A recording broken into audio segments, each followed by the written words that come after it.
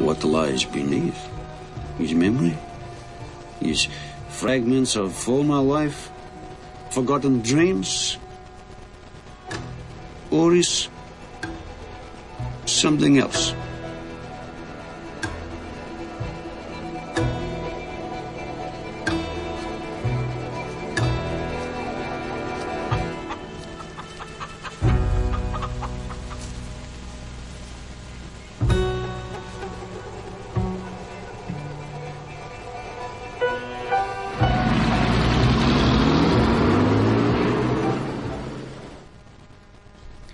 And that was the opening scene of the movie Russian Snark.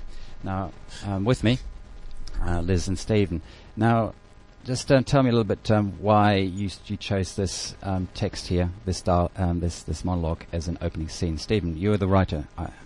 Yes, I'm the writer-director, and Russian Snark is the story of a self-obsessed artist, filmmaker, and he throughout the movie he comes up these portentous, and some would say pretentious sort of lines about the nature of art, and they're not supposed to be taken entirely seriously. I mean, there's quite a broad vein of humour through the whole movie, and yeah, I mean, it's I guess to some extent it was an opportunity for me to laugh at myself, because I am like Misha, I'm self-obsessed, but I also am aware of just how preposterous the nature of our artistic endeavour is.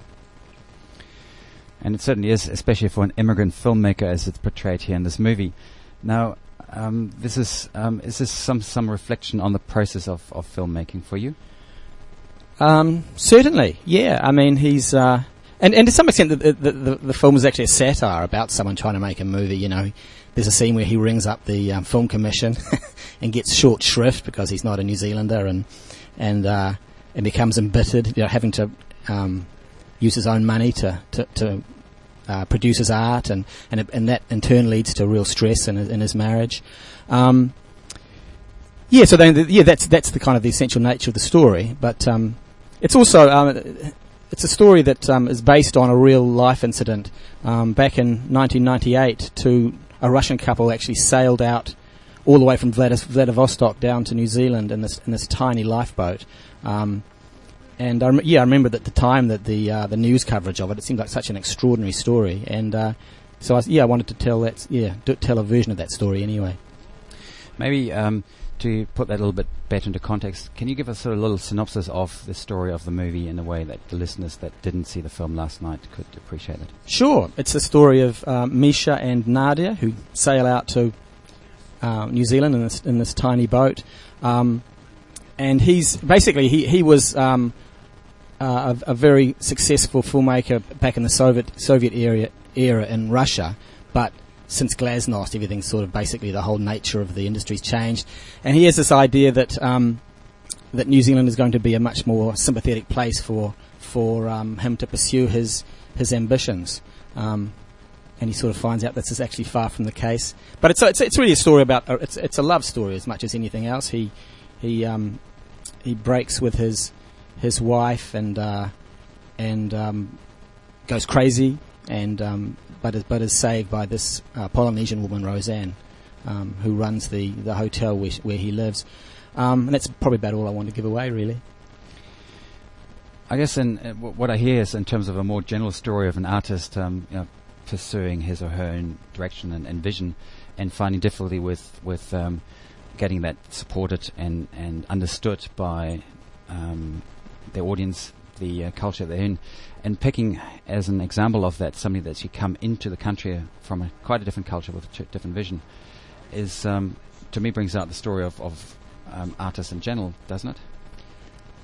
It's a particular version of that story, I suppose. I mean, they have Misha has the added problems, of course, of being an immigrant. So he doesn't have, he doesn't have the contacts, the resources to draw on that a Kiwi filmmaker might do. I guess in a broad sense, it's a sort of study of the artist as outsider. So it kind of like it works in that sense that he's an immigrant. And now his salvation is kind of, if I can use that word, comes to him as a Polynesian woman that leads him into Leads him where? How does that work? Helps him to reconnect with the world and people. I mean, he follows his journey, takes him to a place of like acute alienation from other people and himself, basically. And it's through just interaction with Rosanna and her kids that he actually starts to sort of rediscover the human and humane side of his personality.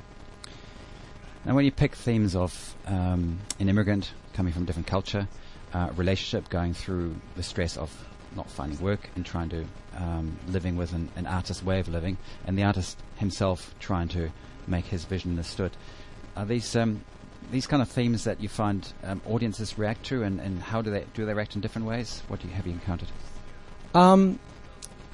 I guess it has particular kind of resonance for people who are involved in the arts in some capacity, and you know, as you know, an awful lot of people in New Zealand are involved in some way or other. Yeah, and I think for other people, I think the love story is sort of more important, and the kind of emotional journey that goes with that. Now, there's key scenes in the film where I'm sorry, what are the protagonists' names in that film? Misha and Nadia. Well, Misha is taking still photographs of Nadia, and that's always a very evoking way of sort of just symbolising one's, the fascination with one's lover. It brings out. Were these photographs that were destined for the art project of Misha, or was it some personal journey that we're going through? These photos, well, they're moving images, but are kind of like very similar to certain traditions of stills photography. But this is Misha's oeuvre. You know, he says at one point that he doesn't believe, he has no interest in narrative. Narrative is for children. So for him, film is basically just exploring visual imagery. Let me hasten to say that this is not my particular approach to filmmaking. And as a script writer, I mean, that you're fundamentally trying to create a story that works well and has meaning for your audience. Now, that search for meaning, in one sense, Misha himself is also looking forward to find meaning that lets him express his art. Did he have in his journey in the film? Did he have to kind of compromise or give up on some of his vision or his expression, or where did he end up? He sort of ends up at a point where the art ceases to be of primary importance to him, and he recognises that actually relationships are more important, and I think there's a message there for all of us. Now, maybe we're going to talk in a moment a little bit more about actually making the film, but you just told me that you were involved in other films, including writing for the Lord of the Rings episodes. Yeah, I worked with Peter Jackson and Fran Walsh on Lord of the Rings, and I've got a credit on the Two Towers. But yeah, it's a while ago now. But yeah, that was an enormous project, of course, and a very difficult one, transposing the story from 3 big books into 3 movies. Because to me, that's I can imagine that'd be quite a different experience. Because it's one thing to kind of come up and develop a story of your own, and another one where you're picking up a story and translating to media, and as part of a much larger over it that sort of tries to have some sort of coherence, consistency, and this. So, yeah. How do those experiences compare for you? As a general rule, I think actually adapting film from a book is more difficult. I mean, you might think, oh, how can that be? I mean, you've got all the characters and the basic story, but when it comes down to the nuts and bolts of actually transposing the narrative into a kind of filmic narrative, it can be very difficult, and especially with something like Lord of the Rings, because it's such an iconic 3 books that you have to be very careful about what kind of liberties you take with the story.